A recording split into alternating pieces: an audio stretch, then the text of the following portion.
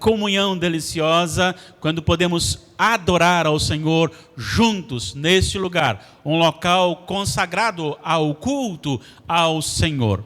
Nós também saudamos a você que está nos assistindo, você que está na sua casa, que já reuniu a sua família, você que está em outro local e que também está nos assistindo, que a paz doce de Cristo seja com você e com a sua família. Nos alegramos muito em poder estar aqui novamente. Como é bom, como é doce a comunhão entre os irmãos, na presença do Senhor. Como é maravilhoso poder cantar a grandeza de Deus, poder cantar os feitos do Senhor, poder ler a palavra do Senhor e sermos alimentados com aquilo que o Senhor fez na história, soberanamente, conduzindo tudo para a glória do seu próprio nome. Nós também queremos agradecer a Deus pela vida dos nossos aniversariantes. Eu não vou arriscar aqui nome, porque nós temos vários, então eu não poderia ser injusto com alguns e deixá-los. Então, nós saudamos a todos e abraçamos a todos no nome do nosso Senhor Jesus. Quero convidá-lo a abrir as suas Bíblias comigo na segunda epístola de Paulo aos Coríntios, capítulo 2, versículos 14 a 17. Segunda epístola de Paulo aos Coríntios, capítulo 2, versículos 14 a 17. Quero convidar aqueles irmãos e irmãs que podem a se colocarem em pé aqui no templo e lerem comigo em voz audível todo o texto. Segundo aos Coríntios, capítulo 2, versículos 14 a 17. O título sugerido na nossa edição é A Vitória de Cristo no Ministério Apostólico. Leiamos. Graças, porém, a Deus, que em Cristo sempre nos conduz em triunfo e por meio de nós manifesta em todo lugar a fragrância do seu conhecimento. Porque nós somos para com Deus o bom perfume de Cristo, tanto nos que são salvos, como nos que se perdem.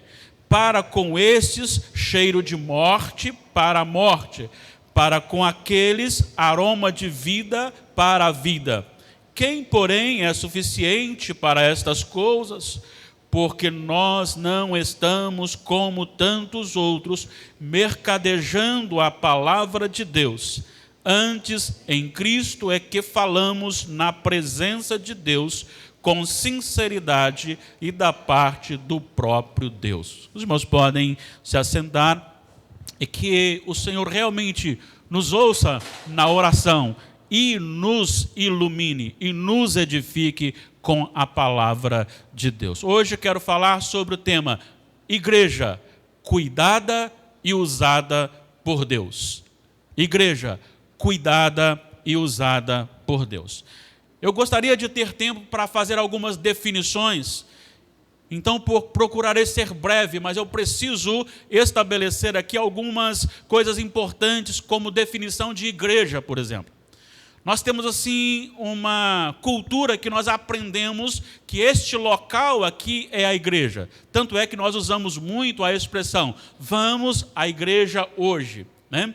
Na verdade, quando falamos que vamos à igreja, nós vamos ao ajuntamento de pessoas que juntas formam a igreja. Este local não passa de um templo, de um espaço, de uma construção consagrada para que nos ajuntemos aqui para oração, para adoração, para louvor, para edificação com a palavra do Senhor e para comunhão entre os irmãos.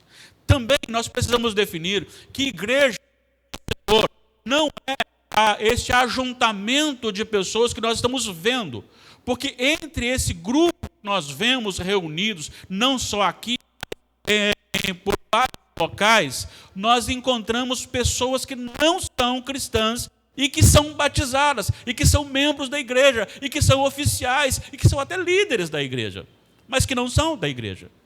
Igreja do Senhor significa todo aquele que foi verdadeiramente lavado no sangue do Cordeiro, que é um eleito de Deus e que está na presença do Senhor não porque simplesmente é obrigado, mas porque o seu coração foi condicionado pelo Espírito Santo. Talvez se perguntássemos aqui agora, não só a você que está aqui no templo, mas também você que está me assistindo, se perguntássemos o que é ser uma igreja ou ser um cristão, e como você se tornou um cristão, talvez pudesse pensarmos assim: eu fui a um templo, a uma igreja, me receberam muito bem, me senti muito bem, comecei a frequentar, e aí eu comecei a me adequar ao estilo de vida deles, então comecei a ler a Bíblia com eles, comecei a orar com eles, comecei a participar dos ajuntamentos com eles, e com isso então depois decidi fazer o curso de preparação e decidi ser membro da igreja e me tornei um cristão. Mas só que esta ideia não é a ideia bíblica para ser cristão. A ideia bíblica para ser cristão é que você é tornado cristão pelo Espírito Santo. É Ele que aplica em você o novo nascimento.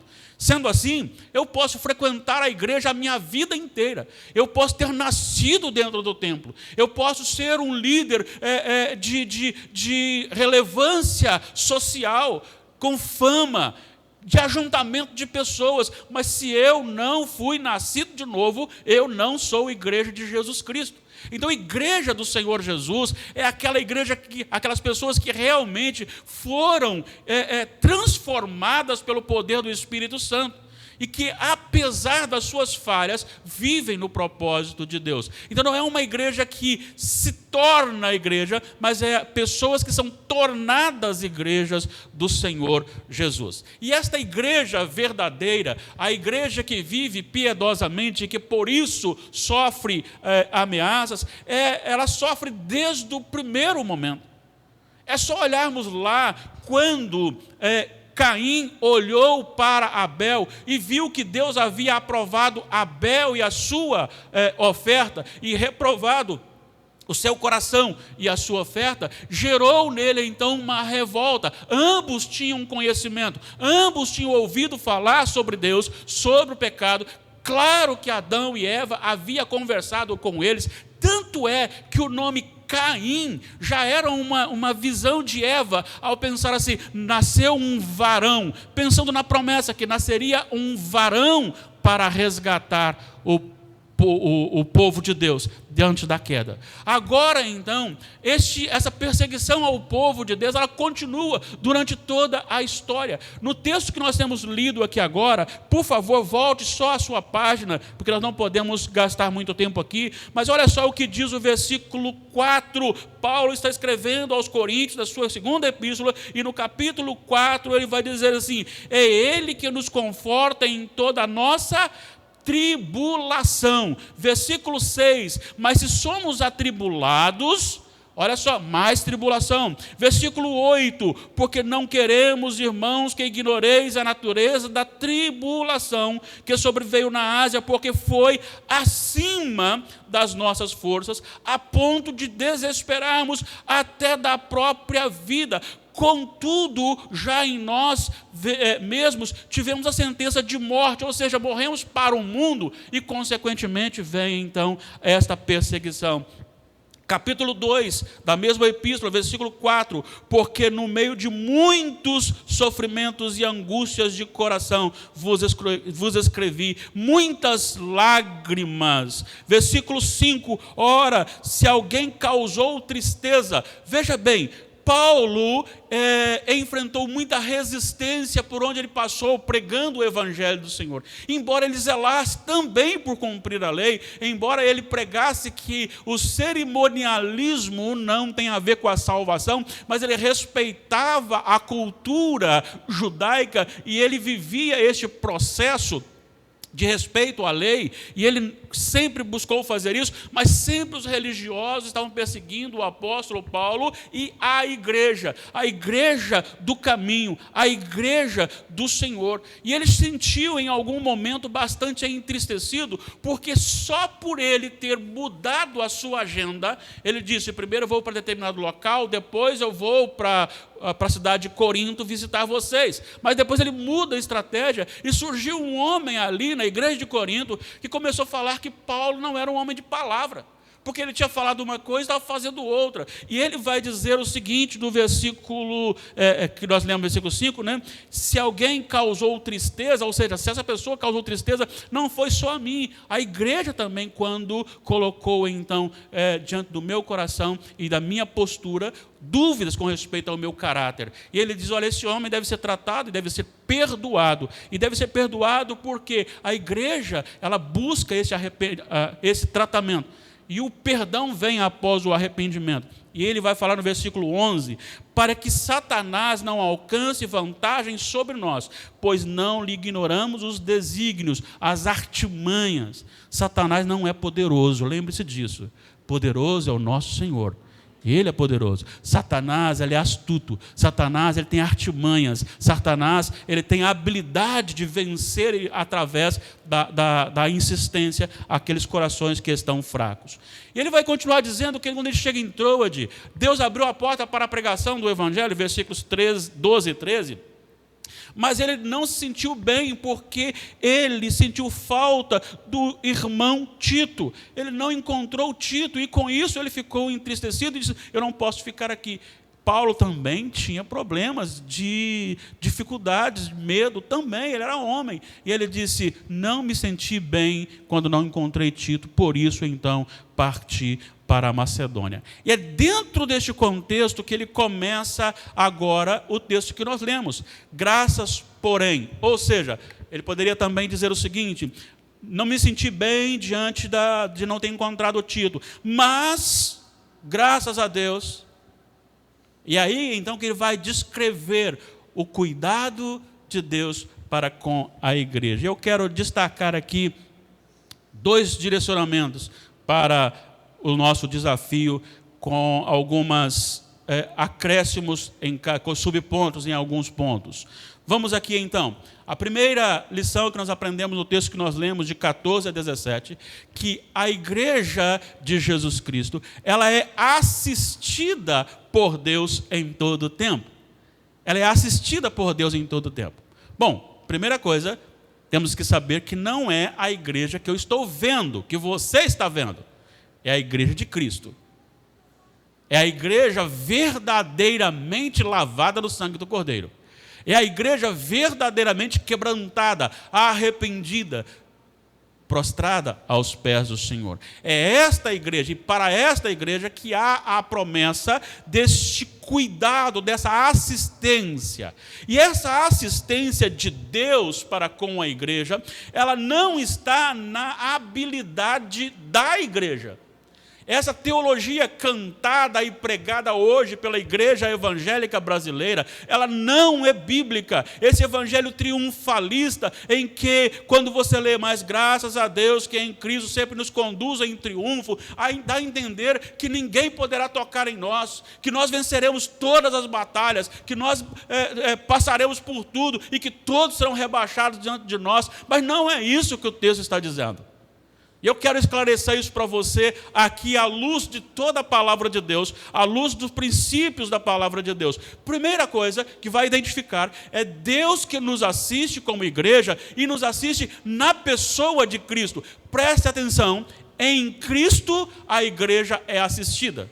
A igreja não é assistida diante dos tribunais lá fora. A igreja não é assistida quando ela pode muito bem ser condenada por uma lei injusta. E o crente pode ser preso por pregar a palavra de Deus. O crente pode ser afastado dos seus familiares. A igreja, o templo, a reunião pode ser fechada a sua programação legal, diária ou semanal, diante de uma decisão contrária à palavra de Deus.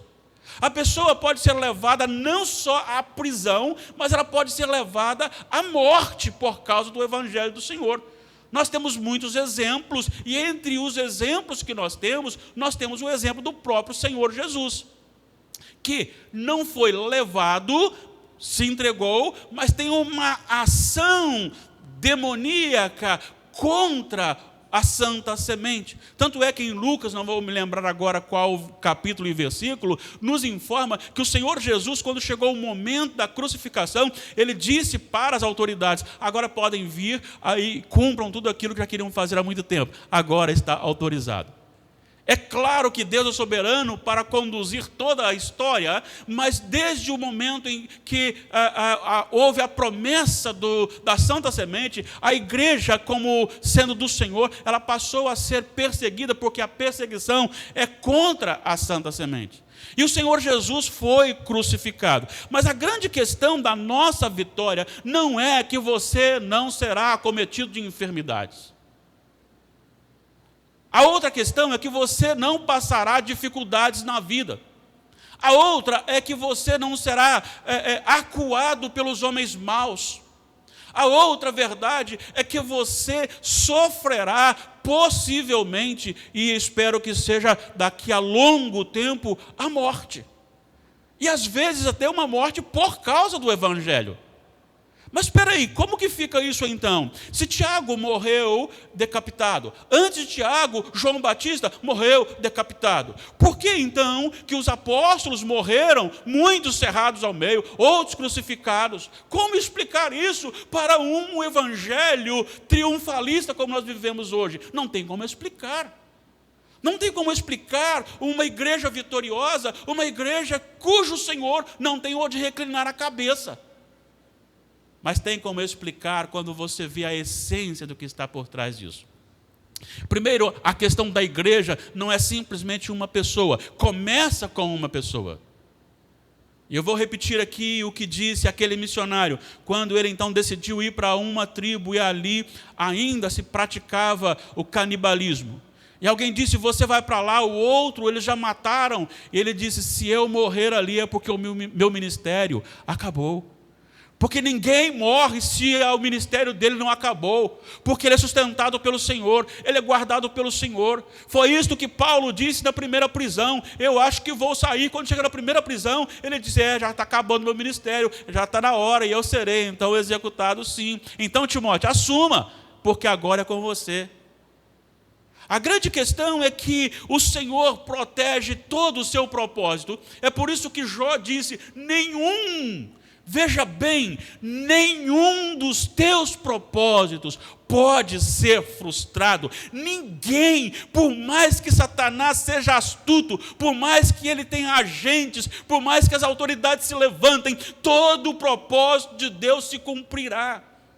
E Jesus veio e cumpriu tudo aquilo que era estabelecido dentro da lei. Ele disse, eu não vim para anular a lei, eu vim para cumprir a lei. E sabe por que ele veio para cumprir a lei? Para que quando você e eu, como igreja, por alguma razão, tivermos uma queda, Ele é a nossa vitória.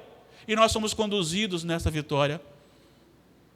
Outra coisa importante é que Paulo morreu, Pedro morreu, Tiago morreu, João, ainda que idoso, morreu. Os meus avós morreram. Alguém que você conhece, que era santo, servo de Deus, serva de Deus, morreram. Mas a igreja continua. Porque o Senhor ainda tem eleitos. Em Atos 13, o Senhor vai dizer o seguinte, vai lá e prega, porque ainda não se converteu todos que devem ser convertidos. A grande questão é que o Senhor, Ele vai conduzindo a sua igreja, e quando se levanta o mal contra a igreja e assassina um missionário, surge ali uma nova igreja, com pessoas se convertendo e se rendendo ao Senhor Jesus, porque o reino é de Deus, o reino não é deste mundo. O reino não é de Pilatos, foi isso que Jesus falou, a autoridade que você tem porque o Pai te deu.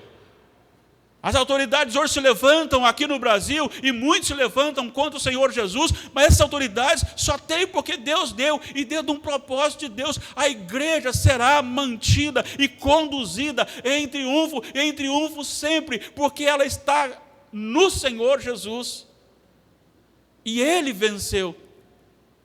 E aí então, eu não posso demorar muito nesse tópico, eu tenho que partir já para o outro, mas eu preciso deixar com você essa afirmação.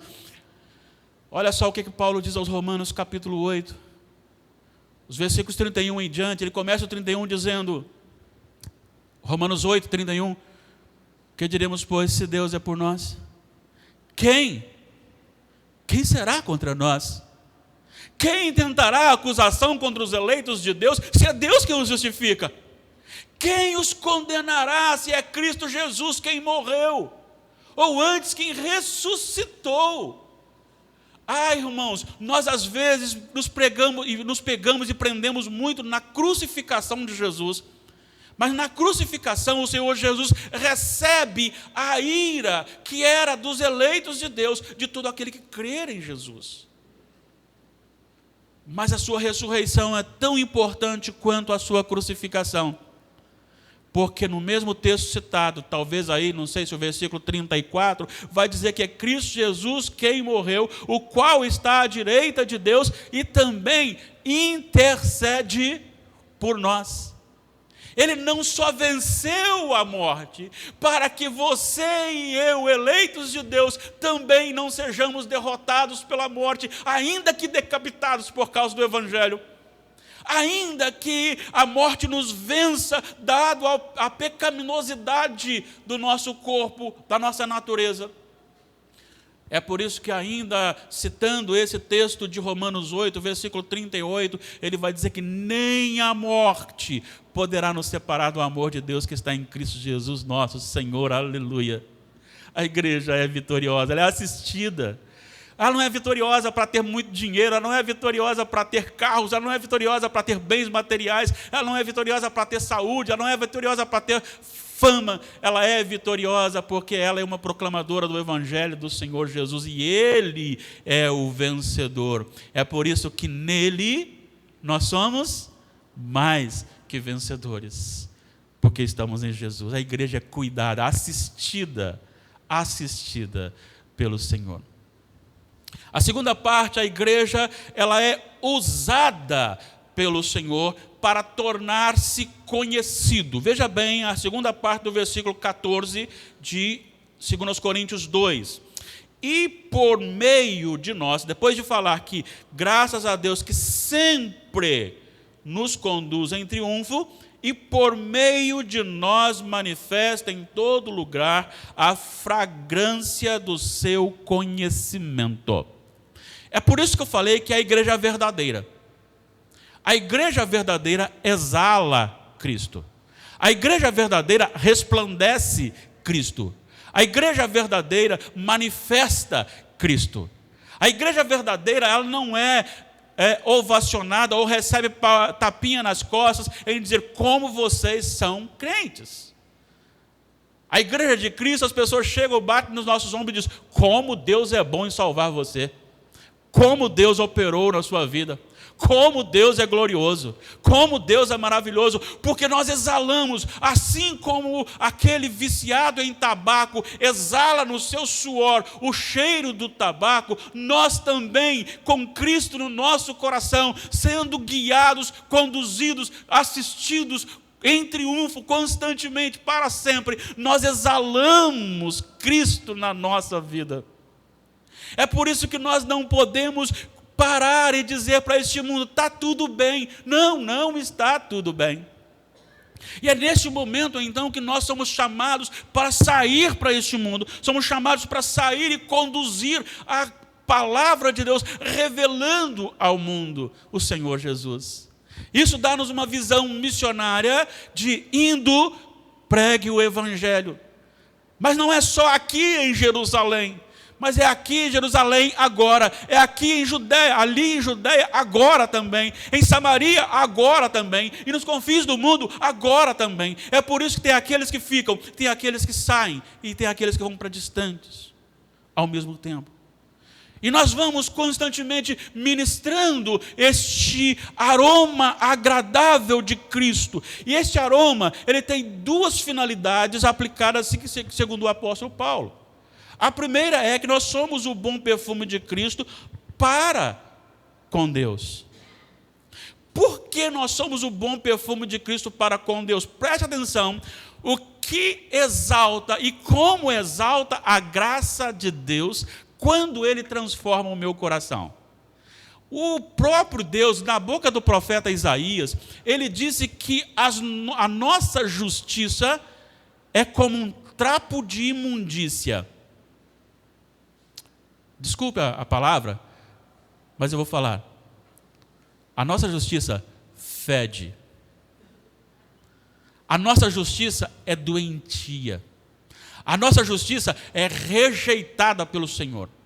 Mas quando Cristo entra no meu coração, quando o Espírito Santo transforma a minha vida, a minha natureza é transformada e eu começo a exalar a Cristo, e Ele vai dizer que eu começo a cheirar Cristo, é como um aroma suave para com Deus. Preste atenção nisso, nós somos para com Deus o bom perfume de Cristo. É porque quando ele olha para a natureza daquele eleito que foi transformado, apesar de toda a sua fragilidade, agora transformado, agora quedado aos pés do Senhor, ele olha e diz: a obra do meu filho é perfeita. É por isso que Paulo, escrevendo aos Efésios, ele vai dizer que a nossa eleição, que a nossa predestinação, que a nossa salvação, a nossa santificação tem um propósito, que é exaltar a glória da graça de Deus. Olhar para mim e olhar para você e dizer assim: estes foram salvos por Jesus, apesar deles, exalta a graça de Deus, glorifica o Senhor. Mas a maneira que você vive Jesus, a maneira que você desenvolve esta vida em Jesus, você tem agora não mais um relacionamento simplesmente como um aroma de culto a Deus, mas você tem também uma pregação para com as pessoas. E aqui eu quero chamar a atenção, preste atenção o que ele vai dizer aqui. Ele vai dizer assim: porque nós somos para com Deus o bom perfume de Cristo, tanto nos que são salvos como nos que se perdem. Para com os que se perdem, cheiro de morte para a morte. Deixa eu lhe dizer uma coisa. Você percebeu que quando você tem algum problema de saúde, normalmente atrapalha o estômago e você fica com alguma náusea.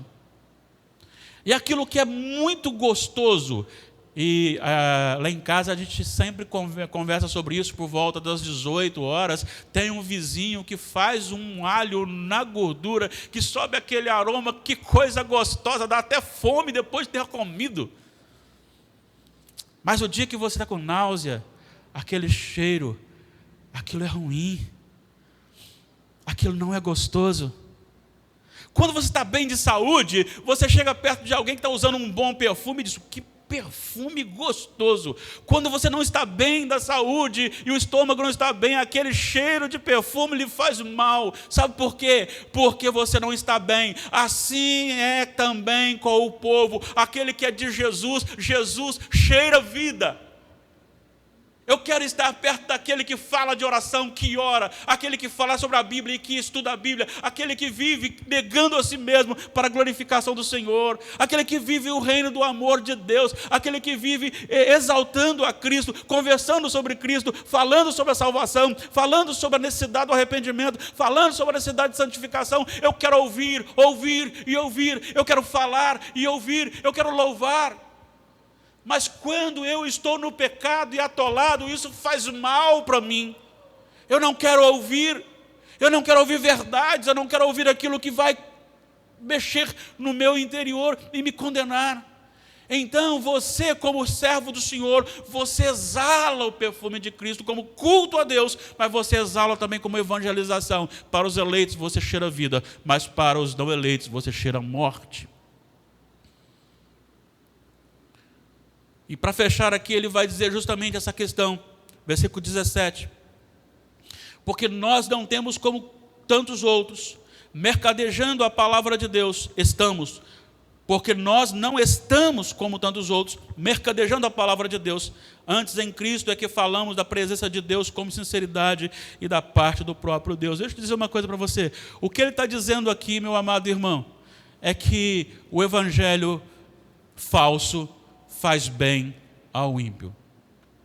O que ele está dizendo aqui é o seguinte, que o falso pregador, ele é cheiro de vida para os mortos.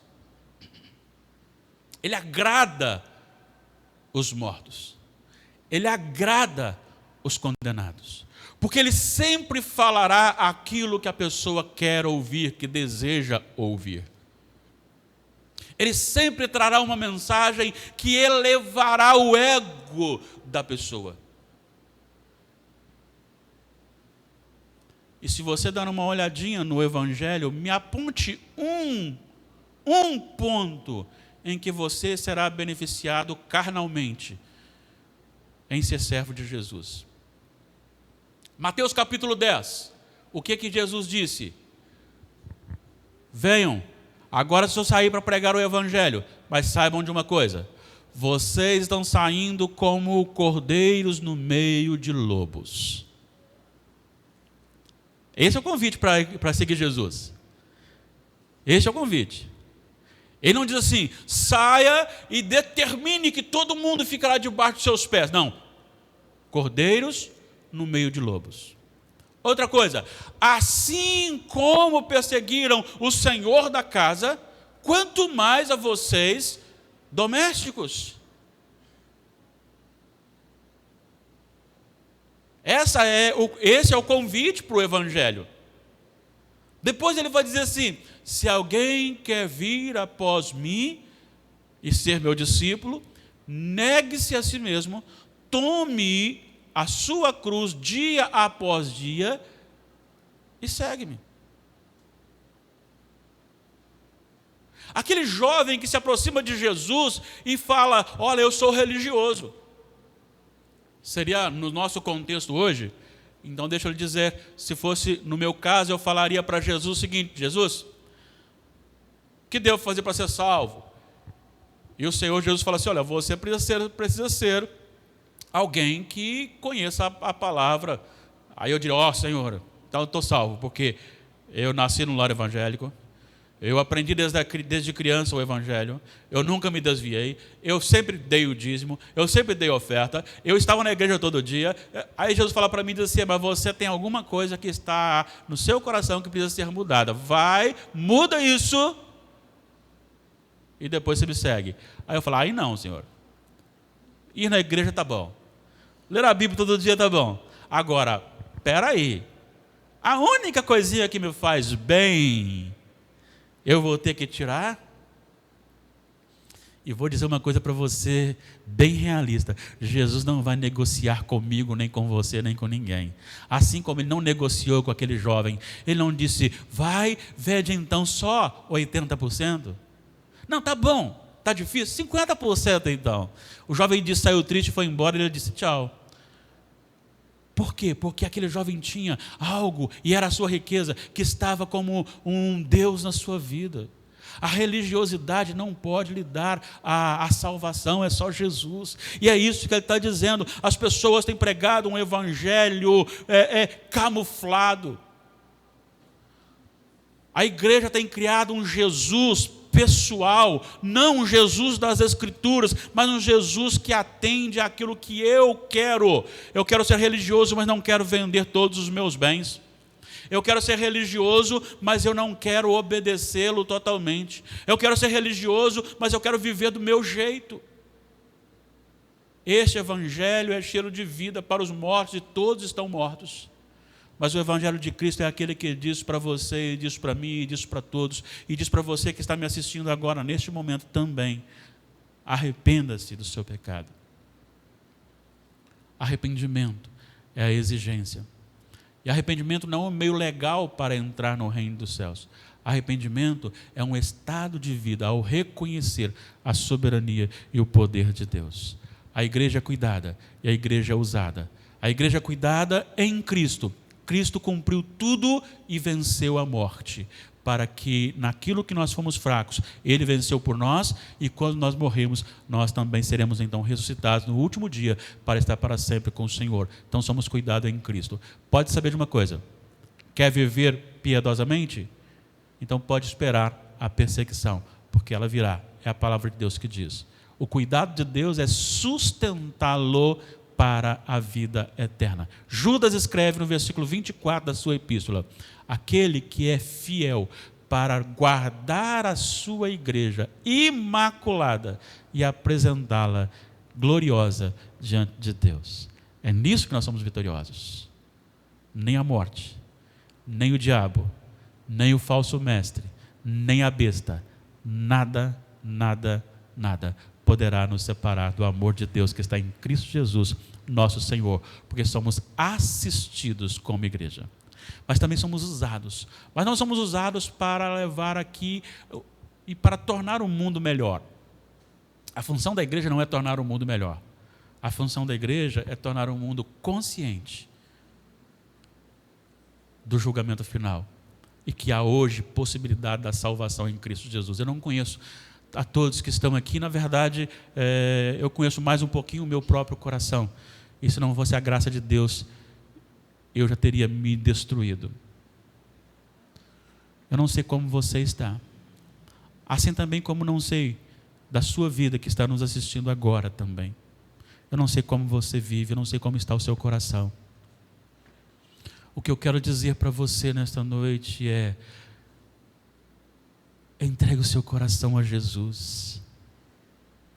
Viva a intimidade com Jesus. Deleite-se no Senhor Jesus. Viva para a glória do Senhor Jesus e viva na promessa de Deus, porque a vontade de Deus é agradável, é perfeita, é boa. A minha vontade é adulterada, mas a dele é perfeita. E o que ele tem para mim é imensuravelmente superior a tudo aquilo que eu mesmo tenho para mim. Se você tem alguma dúvida, ore para que o Espírito Santo tire, abra os olhos do seu coração para que você entenda e para que você seja vivificado no Senhor. Eu queria que você neste momento pensasse na sua própria vida, mas também pensasse no seu familiar que não está aqui. Por que ele não está? Qual a razão dele não estar aqui? Qual tem sido a sua disposição de servir ao Senhor? Nós não somos melhores do que ele por estarmos aqui. Talvez aquele que não está aqui está melhor do que nós estamos, mas nós precisamos nos importar com as pessoas e dizer para o Senhor: Senhor, eu preciso de um renovo, eu preciso de ser cuidado pelo Senhor, para que, Senhor, eu seja usado pelo Senhor. E ser usado por amor a pessoa, e ser usado agora não diz respeito a falar o que o outro quer ouvir, mas a falar o que ele precisa. Às vezes nós chegamos no consultório médico e tudo que nós queremos ouvir é a fala do médico: você está curado, vai embora. Certa feita, minha esposa foi final de ano no médico, cardiologista, e ele disse: minha filha, final de ano não é época de vir médico no cardiologista não, deixa para vir depois. É tudo isso que nós queremos ouvir. Ou seja, vá para lá, coma bastante coisa, depois você volta. Mas não é isso que um bom médico deve falar. Não é isso que o cristão deve falar para aquele que está no pecado. O bom médico vai dizer para você: olha, olhando aqui, você necessita de uma cirurgia. Sei que a cirurgia ela vai lhe causar males, porque nós estaremos mexendo no seu corpo. Mas nós estaremos mexendo no seu corpo para o seu bem. Assim deve ser a pregação do Evangelho para o mundo que está perdido. Você precisa de uma cirurgia no coração. E não é uma cirurgia para apenas remover algo, mas é a cirurgia espiritual do Espírito Santo do Senhor, para arrancar-te da natureza terrena deste mundo e lhe dar um novo coração, uma nova vida. Nós precisamos amar a ponto de dizer: meu amigo, minha amiga, do jeito que você está vivendo, você está condenado. Mas há chance para você, porque não está nos seus méritos, está nos méritos de Jesus Cristo. E é nele que a igreja é vitoriosa, cuidada e assistida. E é através dele que a igreja então propaga, anuncia o conhecimento de Deus. Vamos orar. Coloquemos-nos em pé. Vamos orar.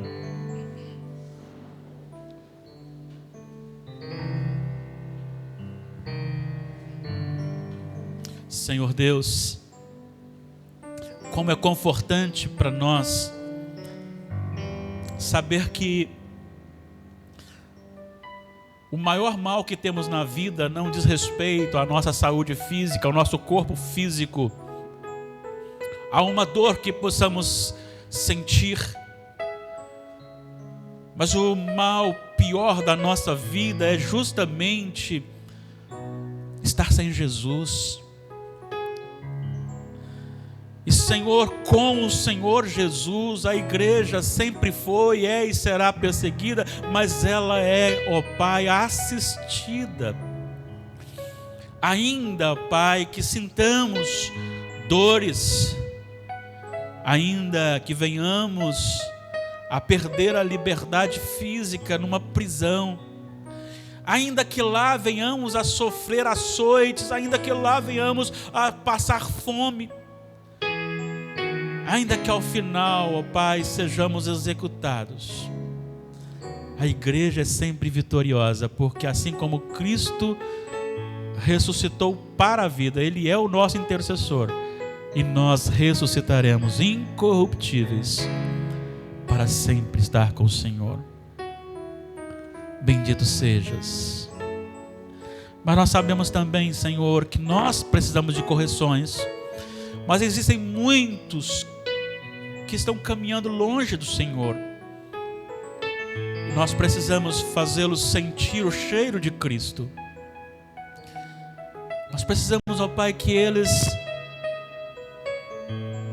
sintam esse cheiro e sejam atraídos por Cristo Jesus para a salvação deles e para a glória de Tua graça. Intercedemos, ó Deus, por todos nós. Dirija-nos para a glória do Senhor, em nome de Jesus. Recebamos a bênção.